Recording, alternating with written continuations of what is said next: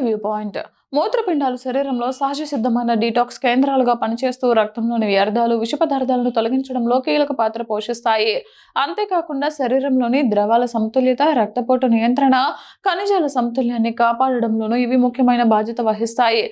అయితే ప్రారంభ దశలో కిడ్నీ సమస్యలు ఎలాంటి స్పష్టమైన లక్షణాలు చూపకపోవడంతో చాలా మంది వాటిని గుర్తించలేకపోతున్నారు. సరైన జీవనశైలి అలవాట్లను పాటించడం ద్వారా మూత్రపిండాలను ఆరోగ్యంగా ఉంచుకోవచ్చని ఆరోగ్య నిపుణులు సూచిస్తున్నారు. దేశంలో గత కొన్నేళ్లుగా దీర్ఘకాలిక మూత్రపిండాల వ్యాధులు పెరుగుతున్నాయి. ముఖ్యంగా మధుమేహం, రక్తపోటు, ఊబకాయం, శారీరక శ్రమ లేకపోవడం వంటి కారణాలు కిడ్నీ వ్యాధుల ప్రమాదాన్ని పెంచుతున్నాయి. ఈ సమస్యలు నెమ్మదిగా అభివృద్ధి చెందుతాయి. ప్రారంభంలో ఎలాంటి లక్షణాలు కనిపించకపోవడంతో వ్యాధి తీవ్ర స్థాయికి చేరుకునే వరకు చాలా మందికి తెలియదు.